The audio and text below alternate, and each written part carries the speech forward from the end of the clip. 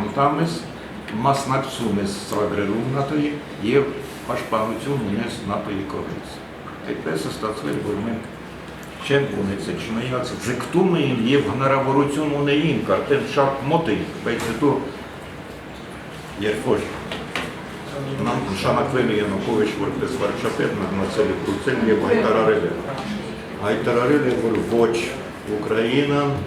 չի մտնելու այնտեղ, որովհետև իբր թե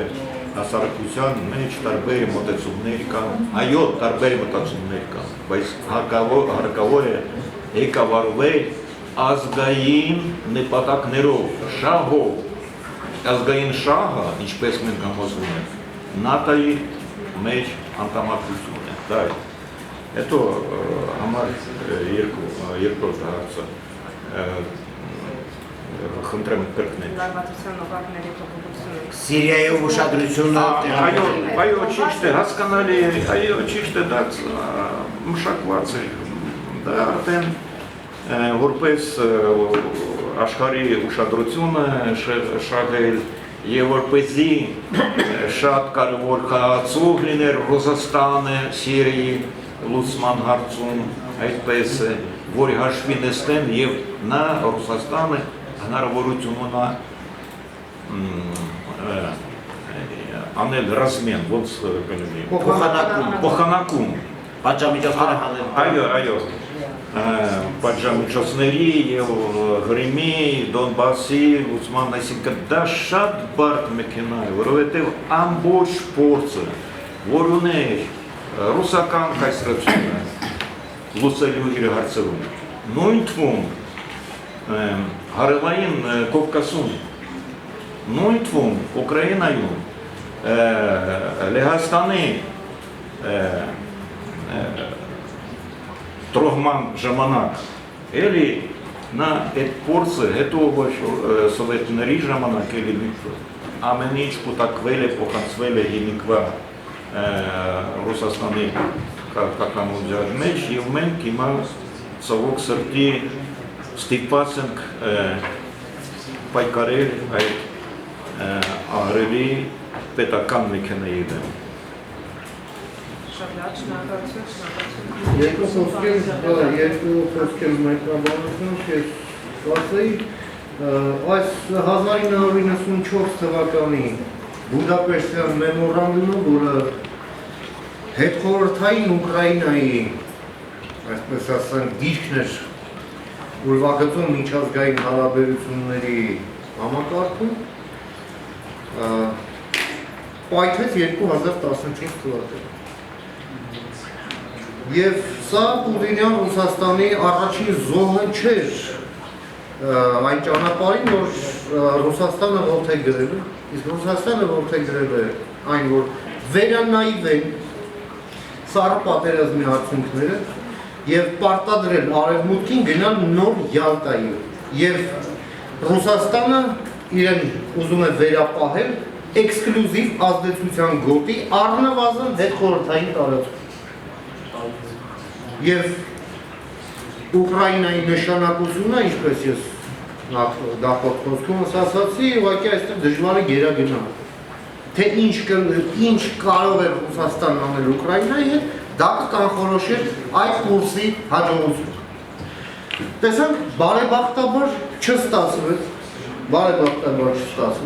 բայց մյուս կողմից մեզ հետևությունների ուրեմն շատ մեծ աղետ։ Այսօր, երբ աշխարհակարգը բավականին հեղում, մենք տեսնում ենք հինը չի աշխատում, նորը դեռ չկա, ոչ բլոկային կամ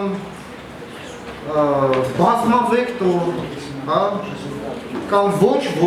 այսպես կոչված, նման քաղաքականությունները ուղղակի սնանկ են եւ վտանգավոր, դրանք վտանգավոր ինքնախապեյություն։ Մենք տեսնում ենք, որ այսօր գոնե այս Եվրոատլանտյան տարածաշրջանում, որի մաս է հանդիսանում նաև Հայաստանը, աշխարհագրությունն է այդպիսի, միակ գործոնը դա Վաշինգտոնյան պայմանագրի 5-րդ խնդիրը։ Ընդ որում դա այն է, որը Ռուսաստանը մեծ հաճույքով դա է կպայթեցներ։ Եվ թույլ օղակ նա տեսնում է մերձբալթյան երկրների մեջ, բայց մենք նույնպես տեսանք, որ ՆԱՏՕ-ի ռազմաքաղաքական ղեկավարությունը շատ արագ դրան պատասխան տվեց։ Մենք տեսնում ենք, որ այդ ենթակառուցվածքը շարժվում է դեպի մեզ։ Մենք տեսնում ենք, որ այդ գիծը Տալլինից մինչև Սոֆիա բավականին շարժվում եւ կարող է տեղաշարժվել դեպի արևելք։ Մենք տեսնում ենք, որ հարավային Կովկասի անվտանգություն ասվածը այլևս պայմանականություն է։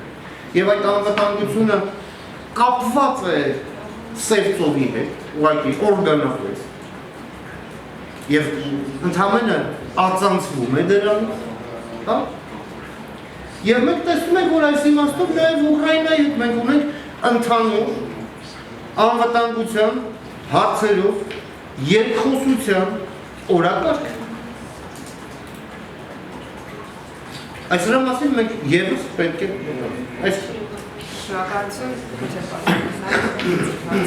Ես հարցում եմ պարոն Բոշկոյին, ներկայանամ Գերան Բաղդասարյան, Ստեփանագերտի լույս տեսնող անալիտիկոն հանդեսի խմբագիր։ Երբ մենք խոսում ենք ռուս-ուկրաինական հարաբերությունների մասին, Ուկրաինային ծավալող իրադարձությունների մասին հայ հանրության կարծիքի առողջությամբ պիտի նկատի ունենալ մի ըստ շատ կարևոր հանգամանք ռուսաստանյան տեղեկատվական ռեսուրսը եւ քարոզչական մեքենան։ Ռուսաստանը հզոր, հսկա մեծ միջոցներ են ներդրել այս գործում, այն աշճան, որ վերջին տարիներին ուղղակի Եվրոպան է սարսափել դրանից եւ փորձում է ինչ-որ միջոցներ ձեռնարկել այդ քարոզչության դեմ։ Շատերը երևի տեղյակ, որ կառուցավելի է Եվրամիությունը տարածում է Disinformation Review, փորձելով այդ ապատերեկատվությունը Երևան անել ռուսաստանյան քարոզչական մեքենայի։ Ուզում ասել, որ սա շատ կարևոր հանգամանք է, երբ խոսում ենք Հայաստանում հասարակ ու Արցախում